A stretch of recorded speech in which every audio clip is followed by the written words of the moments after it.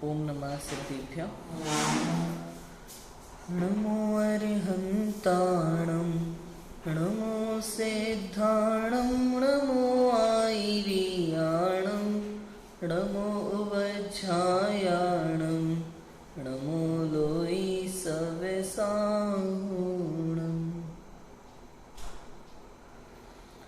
मंगलमय मंगलकरण वीतराग विज्ञान नमो ताहि जाति भई अरिहंतादि महान। करि मंगल करि हो महाग्रंथ करन को काज। जाति मिले समाज सब पावी निज पद राज। आचार्य कल्प पंडित टोडरमल जी द्वारा विरचित यह है मोक्ष मार्ग प्रकाशक ग्रंथ है। कल हमने सिद्धों का स्वरूप देखा था और आचार्य उपाध्याय साधु का सामान्य स्वरूप देखा था। आज आचार्य उपाध्याय साधु का अलग अलग विशेष स्वरूप लिखा है, वो हम पढ़ते हैं।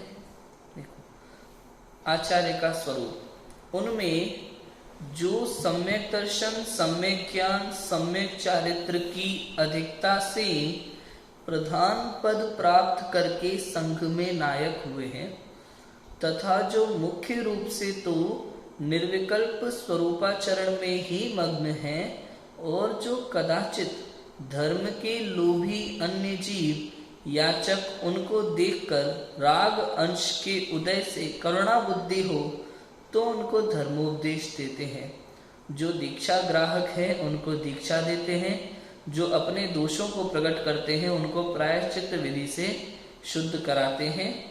ऐसे आचरण आचराने वाले आचार्य, उनको हमारा नमस्कार हो। कल ऊपर लिखा था आचार्य उपाध्याय साधु का सामान्य स्वरूप, तो वो सभी के लिए एकदम समान है। चाहे दिगंबर मुनिराज कोई भी हो, वो सामान्य रूप से दिगंबर मुनिराजों का स्वरूप ऐसा होता है, वो कल हमने पढ़ा था। आज जो ये एक पैराग्राफ, छोटा सा पैराग्राफ है, ये आचार्यों की विशेषता है कि आचार्यों में के जीवन में और क्या विशेष होता है।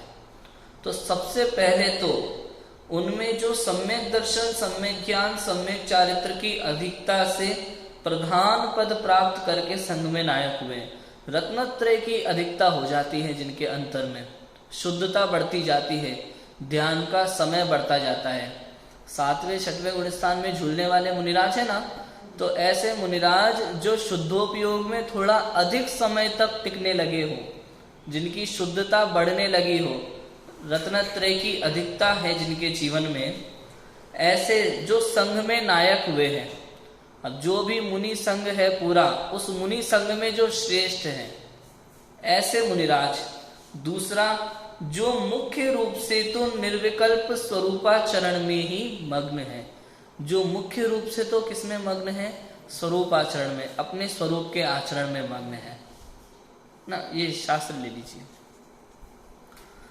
Page number 3।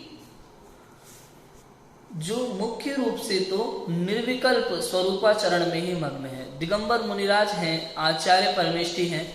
मुख्य रूप से तो उनका कार्य क्या है? अपने स्वरूप में रमते हैं, शुद्धोपयोग में, निर्विकल्प अवस्था में, स्वरूपाचरण में मग्न है। निर्विकल्प अवस्था मतलब 7वां गुण स्थान, उसके ऊपर का गुण स्थान, ये पूरा निर्विकल्प अवस्था है। तो शुद्धोपयोग में रहते हैं मुख्य रूप से, तो उनको बाहर अच्छा ही नहीं लगता, बिल्कुल बार बार अंदर जाते हैं। और मुख्य रूप से तो जिनका जीवन शुद्धोपयोगमय ही होता है, ऐसे आचार्य देव।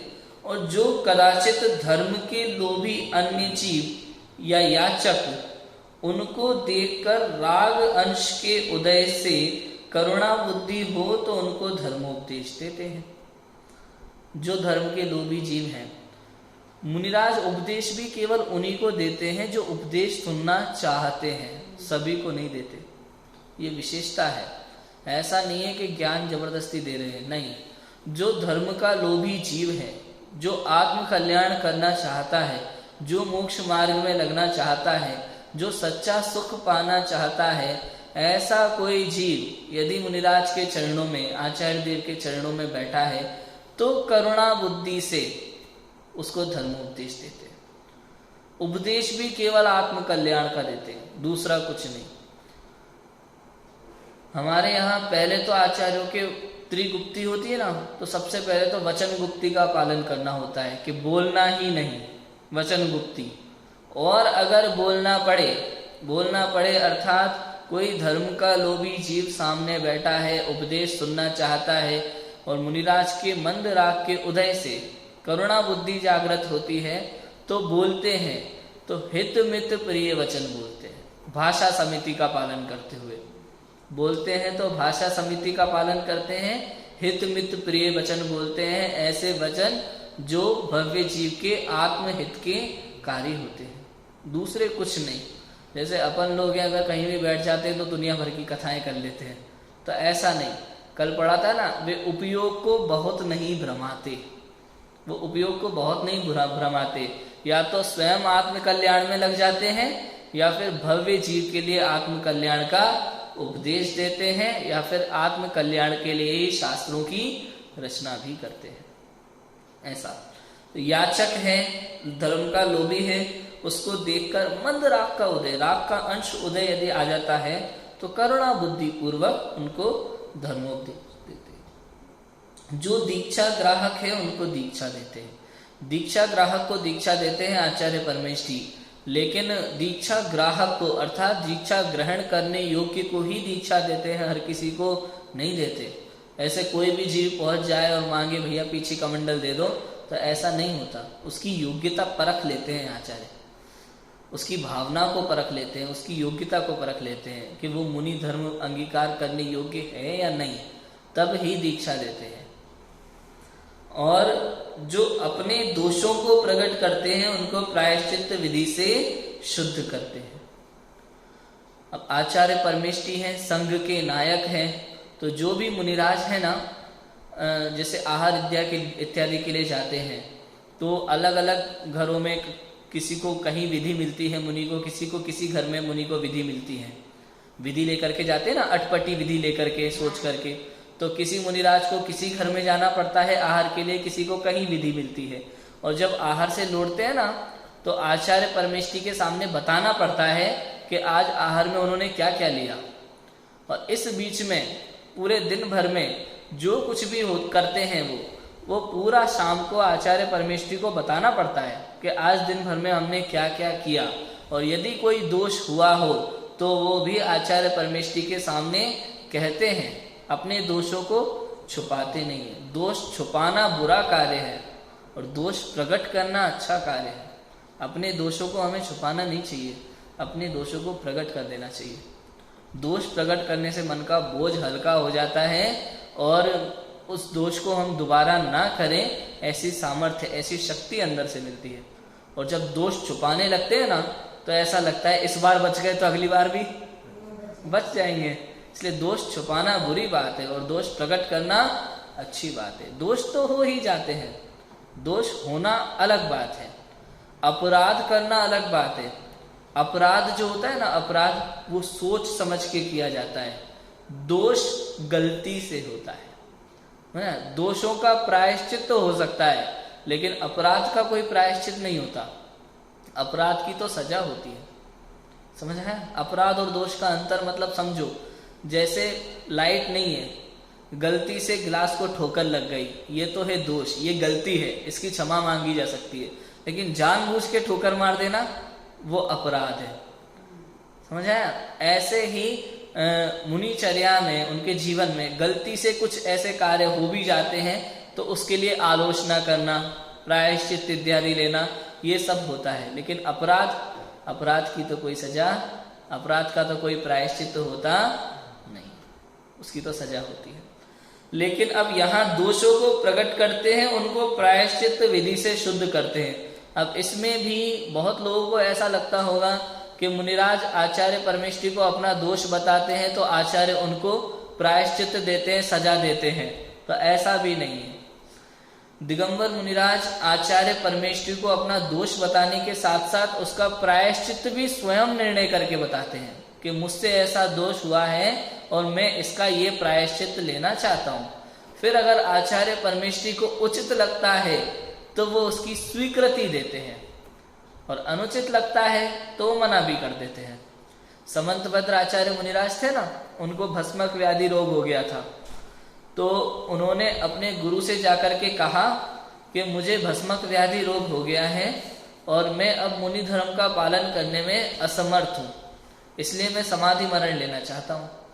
लेकिन उनके गुरु ने क्या कहा कि तुम्हारे निमित्त से अभी जैन धर्म की बहुत प्रभावना होनी है, इसलिए आप समाधि नहीं ले सकते। आप एक काम कीजिए, इस मुनि पद को त्याग दीजिए, गृहस्थ अवस्था धारण करो और पहले इस रोग का इलाज कर लो, पुनः मुनि दीक्षा लो और उसके बाद अपना आत्म कल्याण के मार्ग में लग जाओ। और ऐसा ही हुआ। तो कहने का अर्थ स्वयं प्रायश्चित लेते हैं। रक्षाबंधन वाली कहानी हमें याद है, श्रुत सागर मुनिराज, उनसे अपराध हुआ था। क्या हुआ था कि उन्होंने वाद विवाद कर लिया था 4 मंत्रियों से, जबकि अकंपनाचार्य मुनिराज का आदेश था कि किसी को भी वाद विवाद नहीं करना, सबको मौन रहना है। लेकिन श्रुत सागर मुनि को उस आदेश का पता नहीं था। उन्होंने वाद विवाद किया, जब लौटे तो उन्हें अपनी गलती का एहसास हुआ और उन्होंने स्वयं प्रायश्चित लिया कि मैं वहीं अकेला जाकर के पूरी रात्रि खड़ा रहूंगा। और चूंकि अकंपनाचार्य मुनिराज को पता था कि ऐसा करना संघ के हित में ही है, तो उन्होंने उसके लिए स्वीकृति भी दे दी, है ना। तो फिर शुद्ध सागर मुनिराज वहां वन में खड़े थे, फिर वो मंत्रियों ने आक्रमण किया, वो कीलित हो गए, वो पूरी कहानी है। तो कहने का अर्थ इतना है कि मुनिराज आचार्य परमेष्ठी को के सामने अपना दोष प्रकट करते हैं, प्रायश्चित भी बताते हैं कि मैं इस दोष का ये प्रायश्चित लेना चाहता हूँ, और आचार्य परमेष्ठी उसकी हाँ या ना में स्वीकृति देते हैं। ऐसा होता है। तो ऐसे आचरण अचराने वाले मतलब खुद ऐसा आचरण करते हैं और मुनियों को भी आचरण कराते हैं। ऐसे आचरण अचराने वाले आचार्य परमेष्ठी जो हैं उनको मेरा नमस्कार हो। अब उपाध्याय परमेष्ठी का स्वरूप। तथा जो बहुत जैन शास्त्रों के ज्ञाता होकर संघ में पठन पाठन के अधिकारी हुए हैं, और तथा जो समस्त शास्त्रों का प्रयोजनभूत अर्थ जान एकाग्र हो अपने स्वरूप को ध्याते हैं, और यदि कदाचित कषाय अंश के उदय से वहां उपयोग स्थिर न रहे तो उन शास्त्रों को स्वयं पढ़ते हैं तथा अन्य धर्म बुद्धियों को पढ़ाते हैं। ऐसे समीपवर्ती भव्यों को अध्ययन कराने वाले उपाध्याय, उनको हमारा नमस्कार हो। कि जो बहुत जैन शास्त्रों के ज्ञाता होकर संघ में पठन पाठन के अधिकारी हुए हैं। जब हम स्कूल में पढ़ते हैं ना, कक्षा में पढ़ते हैं, तो क्या होता है, सभी विद्यार्थियों में से जो सबसे अच्छा पढ़ने वाला होता है ना, और सबसे इंटेलिजेंट होता है, उसका आचरण बहुत अच्छा होता है, तो ऐसे विद्यार्थी को शिक्षक के द्वारा मॉनिटर बना दिया जाता है, मॉनिटर। और जिसको प्रश्न हो कोई, तो जो सबसे होशियार बच्चा है आप उससे पूछ लीजिए, ऐसा होता है। तो उपाध्याय परमेष्ठी ऐसे ही मॉनिटर हैं मुनि संघ में। उपाध्याय परमेष्ठी वास्तव में 11 अंग और 14 पूर्वों के ज्ञाता होते हैं। कितना? 11 अंग और 14 पूर्वों के ज्ञाता। शुद्ध केवली जो होते हैं पूरे द्वादशांग के ज्ञाता होते हैं। उपाध्याय परमेष्ठी 11 अंग 14 पूर्व के ज्ञाता होते हैं। और मिथ्या दृष्टि द्रव्यलिंगी मुनिराज, उनको 11 अंग 9 पूर्व तक का ज्ञान हो सकता है। मिथ्या दृष्टि द्रव्यलिंगी मुनिराज को 11 अंग 9 पूर्व तक का ज्ञान हो सकता है, और वो 9वें ग्रहव्यक तक जा सकता है। ऐसा है ना। तो तथा जो बहुत जैन शास्त्रों के ज्ञाता होकर संघ में पठन पाठन के अधिकारी हुए हैं, स्वयं पढ़ते हैं और अन्य को पढ़ाते हैं, तथा जो समस्त शास्त्रों का प्रयोजनभूत अर्थ जान एकाग्र हो अपने स्वरूप को ध्याते हैं। शास्त्र पढ़ो तो आत्म कल्याण की दृष्टि से, ये शास्त्र पढ़ने के लिए सबसे पहला एक कंडीशन है, सबसे पहली कंडीशन आत्म कल्याण के लिए पढ़ो। ऐसा नहीं कि दूसरों को पढ़ाने के लिए पढ़ना है, या फिर नाम कमाने के लिए पढ़ना है, या फिर पैसे कमाने के लिए पढ़ना है, ऐसा नहीं। शास्त्र स्वाध्याय केवल आत्म कल्याण के लिए होना चाहिए। तो समस्त शास्त्रों का एक तो प्रयोजन भूत अर्थ जान लेते हैं। प्रयोजन क्या है? जीव का सुखी होना जीव का प्रयोजन है। और यहाँ हमारा प्रयोजन सत्ता है, आत्म कल्याण का हमें मार्ग मिलता है, मोक्ष मार्ग हमें शास्त्रों से मिलता है, सच्चे सुख को पाने का मार्ग हमें शास्त्रों से मिलता है, इसलिए यही शास्त्रों का प्रयोजन है।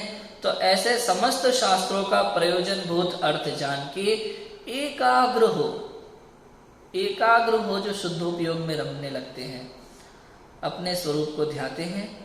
और यदि कदाचित कषाय अंश के उदय से वहां उपयोग स्थिर ना रहे, तो यहाँ कषाय अंश माने वही मंदराग, कषाय अंश माने मंदराग हल्का। कषाय अंश के उदय से कि कौन सी कषाय होती है वहां पे? एक ही तो होती है। कौन सी बची कषाय? संज्वलन। अनंतानुबंधी अप्रत्याख्यानावरण और प्रत्याख्यानावरण का तो अभाव हो गया, संज्वलन अकेली बची। तो कषाय अंश मंदराग, कषाय अंश के उदय से वहां उपयोग स्थिर ना रहे। कहाँ उपयोग स्थिर ना रहे? आत्मा में, स्वरूप में उपयोग स्थिर ना रहे और शुभोपयोग में आ जाए, छठे गुण स्थान में आ जाए बाहर, तो उन शास्त्रों को, किन शास्त्रों को? कि वीतरागता का मार्ग बताने वाले उन शास्त्रों को स्वयं पढ़ते हैं और संघ को पढ़ाते भी हैं, अन्य धर्म बुद्धियों को पढ़ाते हैं। ऐसे हमारे उपाध्याय परमेष्ठी हैं। ऐसे समीपवर्ती भव्यों को भव्य जीव माने जिसमें रत्नत्रय प्रकट करने की योग्यता है, ऐसे भव्य जीवों को अध्ययन कराने वाले उपाध्याय, उनको हमारा नमस्कार हो। ऐसे उपाध्याय परमेष्ठी। अब साधु परमेष्ठी का स्वरूप पुनश्च, फिर से, अब यहाँ फिर से साधु परमेष्ठी। वैसे ऊपर आचार्य उपाध्याय साधु का स्वरूप बता चुके, फिर से साधु परमेष्ठी का स्वरूप कि इन दो पदवी धारकों के बिना अन्य समस्त जो मुनिपद के धारक हैं तथा जो आत्म स्वभाव को साधते हैं, जैसे अपना उपयोग परद्रव्य में इष्ट अनिष्टपना मानकर फंसे नहीं व भागे नहीं, वैसे उपयोग को सधाते हैं और बाय में उसके साधनभूत तपश्चरणादि क्रियाओं में प्रवर्तते हैं तथा कदाचित भक्ति वंदनादि कार्यों में प्रवर्तते हैं। ऐसे आत्म स्वभाव के साधक साधु हैं, उनको हमारा नमस्कार हो।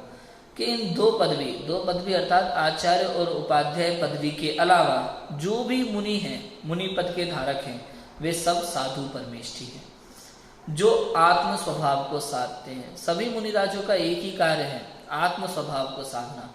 मुनि दीक्षा ही आत्म कल्याण के लिए ली जाती है और कोई दूसरा कारण ही नहीं है मुनि दीक्षा लेने का। एकमात्र कारण आत्म कल्याण होता है मुनि दीक्षा लेने का। तो जो स्वयं आत्म स्वभाव को साधते हैं, जैसे अपना उपयोग परद्रव्य में इष्ट अनिष्टपना मानकर फंसे नहीं व भागे नहीं, वैसे उपयोग को सधाते हैं। मतलब पूरा प्रयास करते हैं कि अपना उपयोग बाहर ना भटके, अंदर में जाए। बार बार उपयोग शुद्धोपयोग में जाता है और जैसे ही शुद्धोपयोग से बाहर आते हैं तो वही कार्य करते हैं जिससे वापस शुद्धोपयोग में जा सके, अर्थात अध्ययन करते हैं, चिंतन करते हैं। तो बाय में उसके साधनभूत तपश्चरणादि क्रियाओं में प्रवर्तते हैं। ये स्वाध्याय, तप इत्यादि तपश्चरणादि क्रियाएं, रसों का त्याग, उपवास करना, व्रत करना, ये सब भी तप है। ये परंपरा से मोक्ष का कारण कहे गए हैं चरणन योग में। वो कैसे? कि जैसे हम लोग भोजन अच्छे से कर लेते ना पेट भर के, तो फिर आलस आता है, तो तप नहीं कर सकते, स्वाध्याय नहीं कर सकते। तो मुनिराजों का जीवन ऐसा नहीं होता, थोड़ा सा आहार लेते हैं, वो भी नीरस आहार लेते हैं एकदम। तो आलस वगैरह का कोई काम नहीं होता उनके जीवन में। बार बार स्वाध्याय किया, तप आदि के ये भी उनके स्वाध्याय में और ध्यान में सहायक होते हैं। आप पेट भर के भोजन कर लो या इधर उधर की बातें करो तो आत्मा में उपयोग नहीं जाएगा। जिसका उपयोग बाहर भटकता है ना, उसका उपयोग अंतर में लग ही नहीं सकता। अंदर में उपयोग उनका लगता है जिनको अब बाहर में कोई कार्य शेष बचा नहीं है। जिनको बाहर में रुचि होती है उनको अंदर में रुचि नहीं होती। कोई अगर कहता है हमें इधर भी रुचि है और इधर भी रुचि है तो वो झूठ बोल रहा है। एक साथ दोनों जगह रुचि नहीं होती। मुनिराजों को मोक्ष मार्ग में रुचि होती है और रागी जीव को केवल संसार में ही रुचि होती है। ऐसा होता है। ऐसे आत्म स्वभाव के साधक साधु हैं, उनको हमारा नमस्कार हो। पूज्यत्व का कारण देखो, अब यहाँ पूज्यत्व का कारण है। पंच परमेष्ठियों का स्वरूप हमने ऊपर पढ़ा, ये पूज्य कैसे हुए, इनके पूज्यत्व का कारण क्या है। वास्तव में समाज में बहुत लोगों को ये नहीं पता। जब मैं पहली बार कोटा में पढ़ते पढ़ते दशलक्षण में जाता था, विधान प्रवचन कराने, अष्टानिका में जाता था, अभी भी अष्टानिका पर्व चल रहे हैं अपने फागुन माह के, तो मैं कई बार वहाँ समाज से पूछता था पहला ही प्रश्न कि बुजुर्ग दादी माँ है वहाँ पर, वर्षों से पूजन कर रहे हैं नित्य डेली, लेकिन मंदिर में दर्शन क्यों करते हैं, आप पूजा क्यों करते हैं, तो कारण नहीं पता कि भाई हमारे पूर्वज करते थे, माता पिता करते थे, उन्होंने हमको सिखा दिया तो हम भी करते हैं। लेकिन इसका विशेष कारण क्या है, भगवान कौन है, उनकी पूजा हम क्यों करते, इसका उत्तर नहीं मिलता। देखो, इस प्रकार इन अरिहंतादिक का स्वरूप है सो वीतराग विज्ञानमय है। ये वीतराग विज्ञान ही वास्तव में पूज्यत्व का कारण है। अगर वीतराग विज्ञान नहीं है तो पूज्य भी नहीं है। कोई एक शब्द में अगर पूछे कोई के पूज्यता का कारण क्या है, तो एक शब्द में उत्तर है वीतरागता। वीतरागता ही पूज्य है, अन्य कोई कारण पूज्यत्व का है ही नहीं। अरिहंतादिक का जो स्वरूप है वो वीतराग विज्ञान में है। अरिहंतादिक माने 5 परमेष्ठी, उस ही के द्वारा अरिहंतादिक स्तुति योग्य महान हुए हैं। किसके द्वारा, वीतराग विज्ञान के द्वारा। क्योंकि जीव तत्व की अपेक्षा तो सर्व ही जीव समान है, परंतु रागादिक विकारों से व ज्ञान की हीनता से जो जीव निंदा योग्य होते हैं और रागादिक की हीनता से व ज्ञान की विशेषता से स्तुति योग्य होते हैं, सो अरिहंत सिद्धों के तो संपूर्ण रागादिक की हीनता और ज्ञान की विशेषता होने से संपूर्ण वीतराग विज्ञान संभव है, और आचार्य उपाध्याय तथा साधुओं को एक देश रागादिक की हीनता और ज्ञान की विशेषता होने से एक देश वीतराग विज्ञान संभव है। इसलिए उन अरिहंतादिक को स्तुति योग्य महान जानना। भाई वीतराग विज्ञानता पूज्यत्व का कारण है, ठीक है।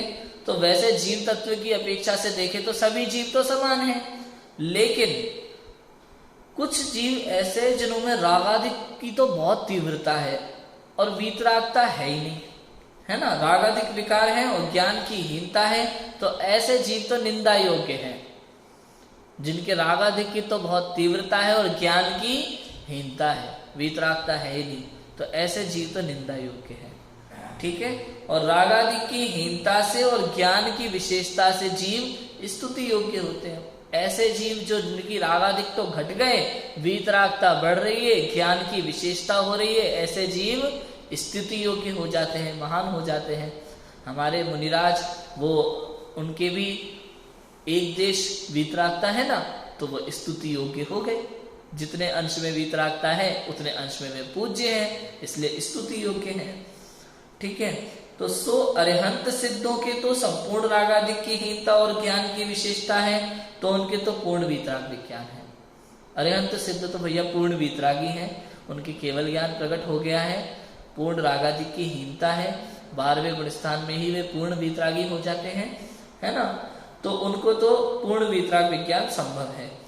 लेकिन आचार्य उपाध्याय और साधु हैं, उनको एक देश रागादिक की हीनता है और ज्ञान की विशेषता है, सम्यक ज्ञान उनको है, तो इसलिए उनके एक देश वीतराग विज्ञान होता है। इसलिए उन अरिहंतादिक को स्तुति योग्य महान जानना चाहिए, ऐसी बात है ना। तो ये पंच परमेष्ठी हमारे पूज्यत्व का कारण क्या हुआ। पंच परमेष्ठी का एक ही पूज्यत्व का कारण है, वो है वीतरागता। भाई जैसे जैसे आपके अंतर में कषायों का अभाव होता जाएगा, जितने जितने अंश में कषाय का अभाव हुआ उतने उतने अंश में वीतरागता हुई, और ये वीतरागता अर्थात शुद्धता, वो शुद्धता ही पूज्यत्व का कारण है। शुद्ध है तो पूज्य है, एक अकेला है तो पूज्य है। ये मिलावट ही दुख का कारण है। जहां मिलावट होती है ना, वहां जहां अशुद्धता होती है, उसे कोई पसंद नहीं करता, कोई पसंद नहीं करता। घी में तेल मिलाओ या तेल में घी मिलाओ, मिलावट तो मिलावट है, कोई अच्छा नहीं लगता। अकेला अकेला अच्छा लगता है, शुद्ध शुद्ध, शुद्ध होना चाहिए। तो जितने जितने अंश में शुद्धता बढ़ती जाती है, ऊर्जा बढ़ती जाती है, उतने उतने अंश में वे पूज्यत्व धारण करते हैं, पूज्य होते जाते हैं, स्तुति योग्य महान होते हैं। पुनश्च फिर से ये जो अरिहंतादिक पद हैं उनमें ऐसा जानना कि मुख्य रूप से तो तीर्थंकर का और गौण रूप से सर्व केवली का, प्राकृत भाषा में अरिहंत तथा संस्कृत भाषा में अरिहत ऐसा नाम जानना। अरिहंतादिक जो पद हैं उनमें ऐसा जानना कि मुख्य रूप से तो तीर्थंकर का और गौण रूप से सर्व केवली का, प्राकृत भाषा में अरिहंत और संस्कृत में अरिहत नाम जानना। मुख्य रूप से तीर्थंकर के लिए बात है और गौण रूप से सभी केवली जिनके 4 घाती कर्मों का अंत हो चुका है, वो सब भी अरिहंत पद के धारी हैं। तो जिनको प्राकृत में देखा जाए तो अरिहंत कहते हैं और संस्कृत भाषा में अरहत ऐसा कहते हैं। अन्य मतांतर जो न्यायिक, वैशेषिक, बौद्ध मत है, ये सब जैन दर्शन को आरहत मत भी कहते हैं।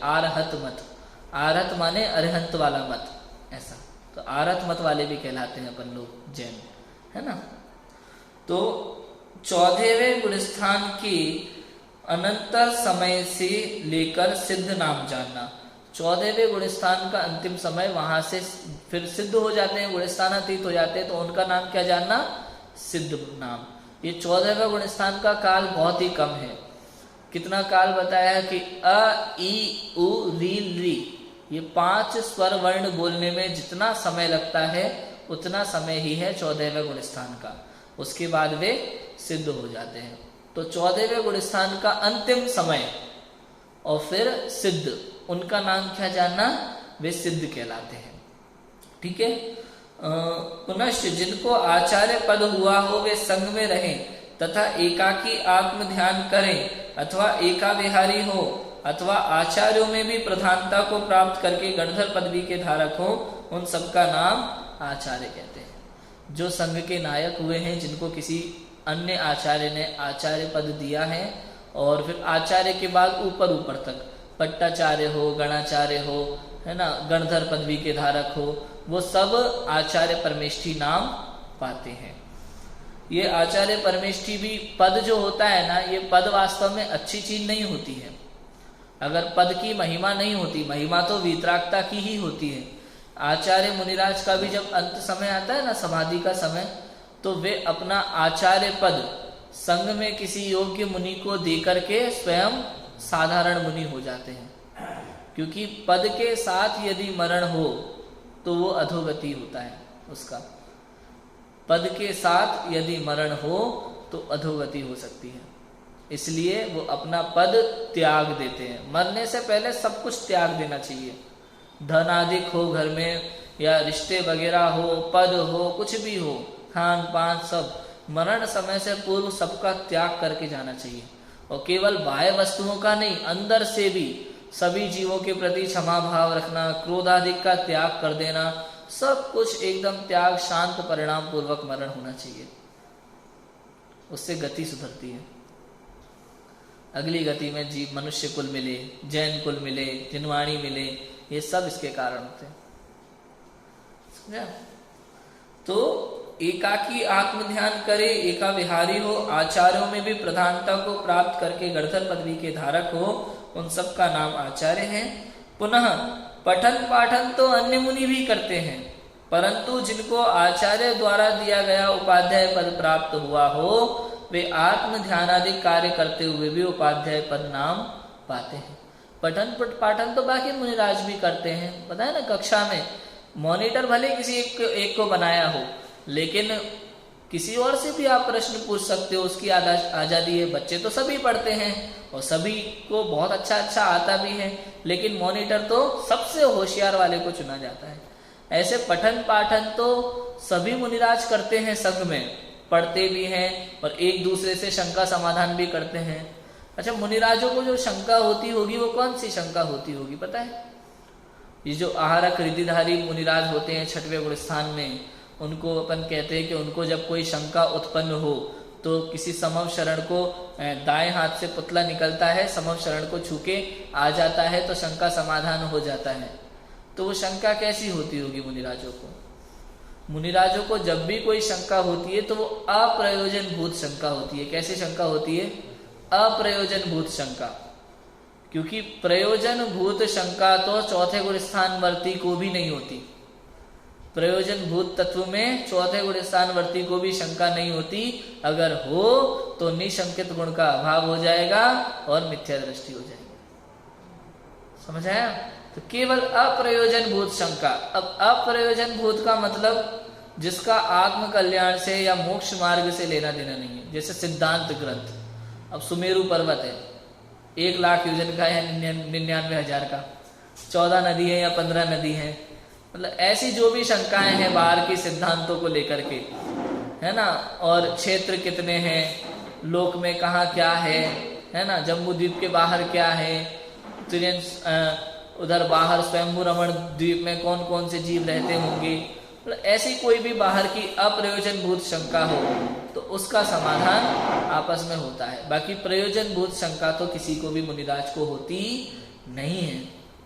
तो उपाध्याय पद तो उपाध्याय नाम तो किसका किया कि संघ में आचार्य ने जिनको उपाध्याय पद दिया है वही उपाध्याय परमेष्ठी कहलाते हैं। ठीक है। और जो पदवी धारक नहीं है वे सर्व मुनि साधु संज्ञा के धारक जानना। जो किसी पदवी के धारक नहीं है, सामान्य साधु है, वे सभी दिगंबर मुनिराज साधु संज्ञा वाले जानना। ये सब संज्ञा है, नाम है ना, नाम है। अब यहाँ ऐसा नियम नहीं है कि पंचाचारों से ही आचार्य पद होता है या पठन पाठन से ही उपाध्याय पद होता है या मूल गुणों के साधन से साधु पद होता है, क्योंकि ये क्रियाएं तो सर्व मुनियों के साधारण हैं, परंतु शब्द नय से उनका अक्षरार्थ वैसा किया जाता है। समभिरूढ़ नय से पदवी की अपेक्षा ही आचार्यादिक नाम जानना। जिस प्रकार शब्द नय से जो गमन करे उसे गाय कहते हैं, सो गमन तो मनुष्यादिक भी करते हैं, परंतु समभिरूढ़ नय से पर्याय अपेक्षा नाम है, उसी प्रकार यहाँ समझना। कहने का अर्थ ये भैया कि पठन पाठन करते हैं इसलिए उपाध्याय हैं, दीक्षा देते हैं इसलिए आचार्य हैं, ऐसा नहीं है। उनको आचार्य पद दिया गया है इसलिए आचार्य हैं, उपाध्याय पद दिया गया है इसलिए उपाध्याय कहलाते हैं। ये समभिरूढ़ नय से है। जैसे यहाँ उदाहरण दिया गाय का कि जो गमन करे वो गाय। अब ये तो एक अर्थ हुआ शब्द का, गमन करे वो गाय। तो गमन तो मनुष्य भी करते हैं, लेकिन मनुष्य को तो गाय नहीं कहा जाता। तो गाय केवल उनका नाम है, संज्ञा है कि ये वाले पशु का नाम गाय है। ऐसे ही पठन पाठन तो सभी करते हैं, लेकिन उनको पद दिया है उपाध्याय पद, इसलिए वो उपाध्याय है। ऐसे जो दीक्षा देते हैं उनको पद दिया गया हो किसी के द्वारा आचार्य, तो ही वे आचार्य कहलाते हैं, है ना, ऐसा है। शब्द नय से उनका अक्षरार्थ वैसा किया जाता है।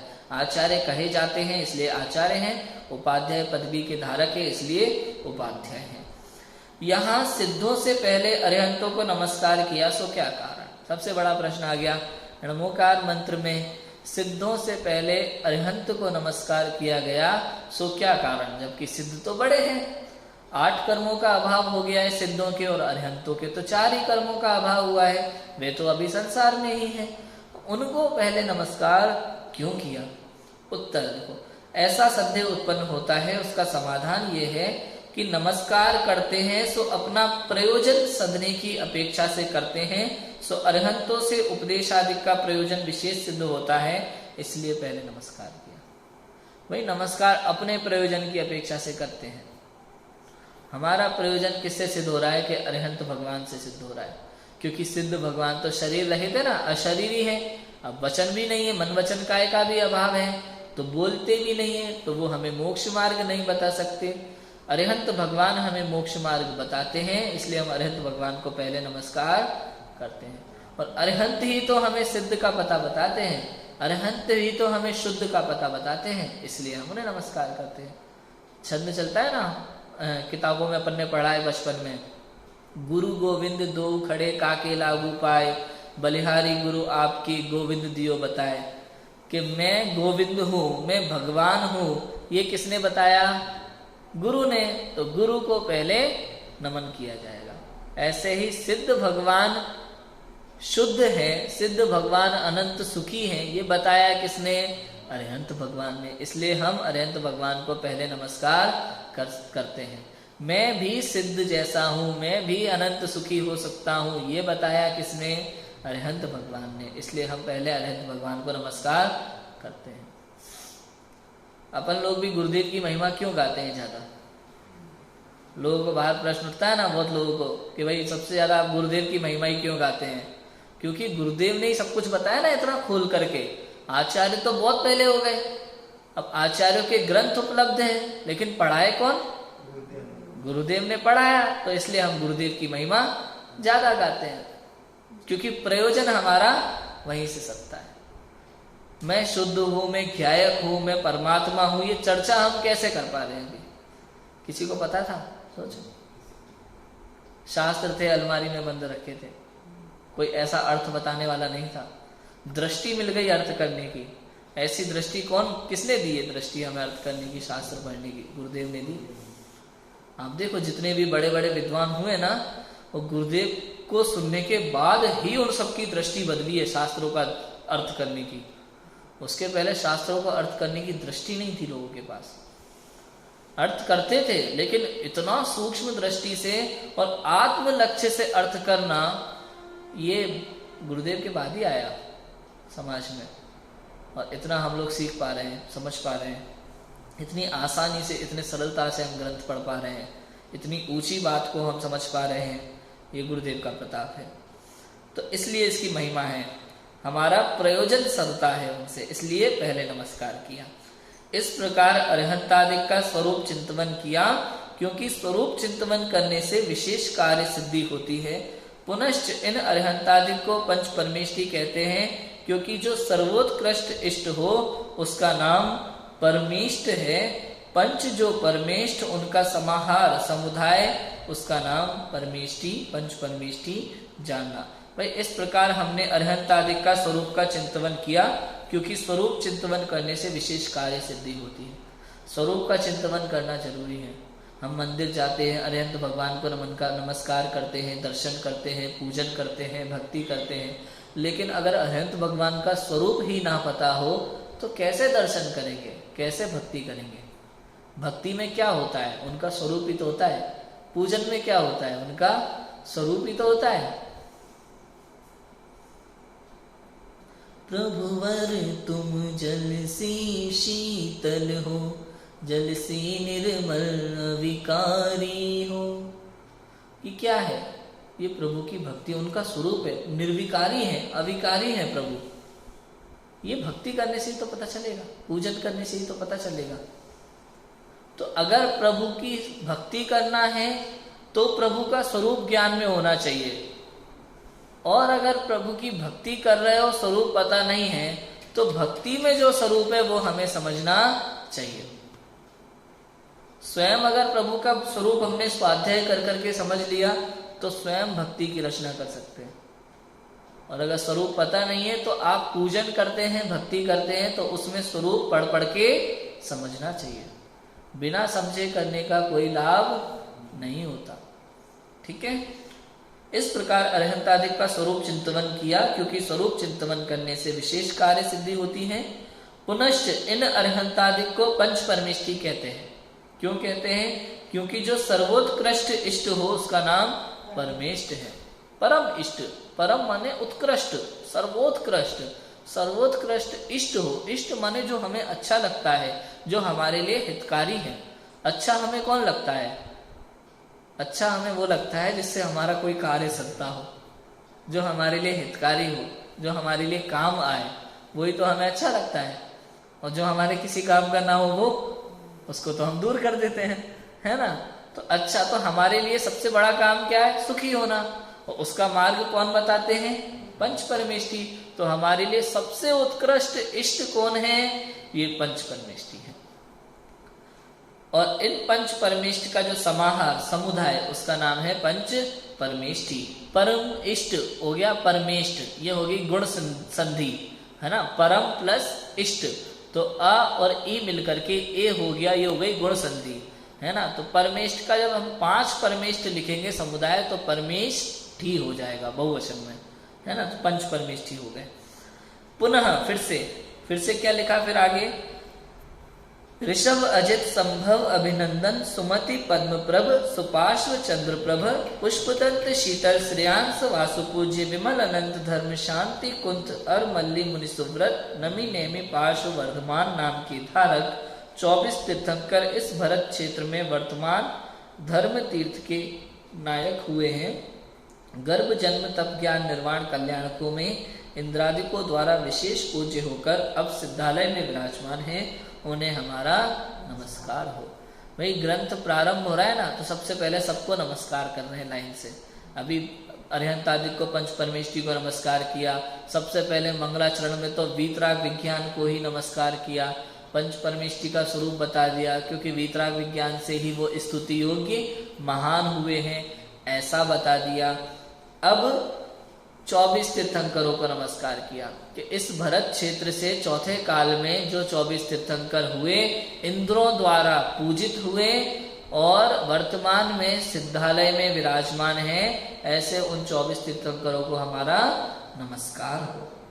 आगे सीमंधर युगमंधर बाहु सुबाहु संजातक स्वयं प्रभ विश्वानंद अनंतवीर सूरप्रभ विशाल कीर्ति वज्रधर चंद्रानंद चंद्रबाहु भुजंगम ईश्वर नेमी प्रभ वीरसेन महाभद्र देवयश अजित वीर्य नाम के धारक 20 तीर्थंकर पंचमेरु संबंधी विदेह क्षेत्रों में वर्तमान में केवल ज्ञान सहित विराजमान हैं, उन्हें हमारा नमस्कार हो। वर्तमान में जो विराजमान है सदा विराजित रहते हैं विदेह क्षेत्र में पंचमेरु संबंधी ये 20 विदेह, है ना। इधर है जम्बू द्वीप में सुमेरु पर्वत सुदर्शन के साथ में, और ऐसे ही वर्तमान में धातकी खंड में भी हैं और अर्ध पुष्कर में भी हैं।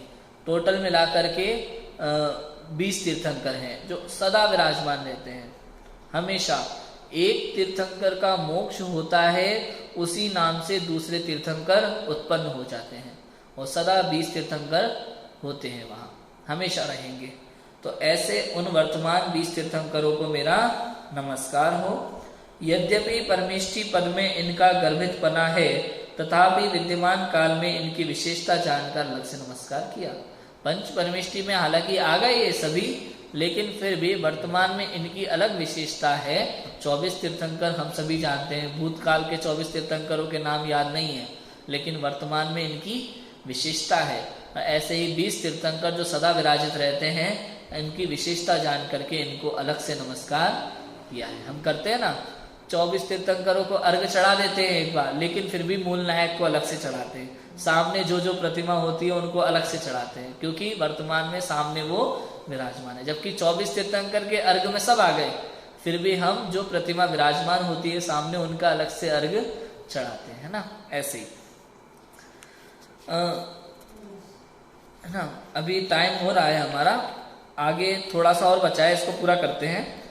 त्रिलोक में अकृत्रिम जिनबिंब विराजमान है, मध्य लोक में विधि पूर्वक कृत्रिम जिनबिंब विराजमान है, जिनके दर्शनादिक से एक धर्मोपदेश के बिना अन्य अपने हित की सिद्धि जैसे तीर्थंकर केवली दर्शनादिक से होती है वैसे ही होती है, उन जिनबिंबों को हमारा नमस्कार हो।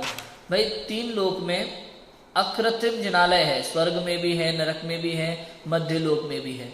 और मध्य लोक में मनुष्यों द्वारा बनाए गए जो कृत्रिम जिनालय हैं, उन सब में जो जिन प्रतिमाएं विराजमान हैं उन सबको भी हमारा नमस्कार हो, जिनके दर्शनादिक से धर्मोपदेश के बिना अन्य हित की सिद्धि जैसे तीर्थंकर केवली के दर्शनादिक से होती है वैसे ही होती है, उन जिनबिंबों को हमारा नमस्कार हो। जैसे तीर्थंकर के साक्षात दर्शन करते हैं ना, उनसे जो प्रयोजन हमारा सदता है वो ही जिन प्रतिमा से भी सदता है। और कहते हैं एक तीर्थंकर के काल में जितने जीव सम्यक दर्शन प्राप्त करते हैं उससे भी ज्यादा प्रभावना एक जिन प्रतिमा करती है, क्योंकि एक जिन प्रतिमा बहुत लंबे काल तक होती है। आज भी चौथे काल की जिन प्रतिमाएं हैं विराजमान मंदिरों में, तो उनके दर्शन से पता नहीं कितने जीवों को सम्यक दर्शन प्राप्त हुआ होगा। तो जिन प्रतिमा की बहुत महिमा है। केवली की दिव्य ध्वनि द्वारा दिए गए उपदेश के अनुसार गणधर द्वारा रचे गए अंग प्रकीर्णक, उसके अनुसार अन्य आचार्यों द्वारा रचे गए ग्रंथादिक, ये सब जिन वचन हैं स्यादवाद चिन्ह द्वारा पहचानने योग्य हैं, न्याय मार्ग से अविरुद्ध हैं, इसलिए प्रामाणिक हैं, जीव को तत्व ज्ञान का कारण है, इसलिए उपकारी हैं, उन्हें हमारा नमस्कार हो। वही केवली की दिव्य ध्वनि के बाद गणधरों ने शास्त्र रचे और फिर आचार्यों ने ग्रंथ लिखे और स्यादवाद चिन्ह द्वारा जिन्हें पहचाना गया है, न्याय मार्ग से अविरुद्ध हैं। न्याय मार्ग से अविरुद्ध माने अन्य मतों के द्वारा किसी भी नए या प्रमाण से जो विरुद्ध नहीं होते, जिन शासन का विरोध नहीं किया जा सकता, इसलिए न्याय मार्ग से अविरुद्ध हैं हमारे शास्त्र, इसलिए प्रामाणिक हैं, जीव को तत्व ज्ञान का मोक्ष का कारण है, इसलिए उपकारी है, उन्हें हमारा नमस्कार हो। यहाँ जिनवाणी को नमस्कार किया। अब चैत्यालय, आरिका, उत्कृष्ट श्रावक आदि द्रव्य क्षेत्रादि क्षेत्र, कल्याणक काल, रत्नत्रय आदि भाव जो मेरे द्वारा नमस्कार करने योग्य हैं उन्हें नमस्कार करता हूँ, तथा जो किंचित विनय योग्य हैं उनकी यथा योग्य विनय करता हूँ। मुनि, आरिका, श्रावक, श्राविका सबकी यथा योग्य विनय की है, जिसकी जितनी जैसी विनय होनी चाहिए उसकी मैं उतनी विनय करता हूँ। ऐसे और जो पंच कल्याणक के क्षेत्र वगैरह हैं, है ना, सम्मेद शिखर, गिरनार गिरी, सबको यहाँ नमस्कार हो गया। ठीक है, इस प्रकार अपने इष्टों का सम्मान करके मंगल किया है। अब वे अरहंतादिक इष्ट कैसे हैं सो विचार करते हैं, उसकी चर्चा हम आगे कल करेंगे। बहुत सारा आगे अरहंतादिक से प्रयोजन की सिद्धि है पूरा प्रकरण, उसकी चर्चा हम आगे करेंगे। अभी की बात को विराम लेते हैं। ओम नमः सिद्धि।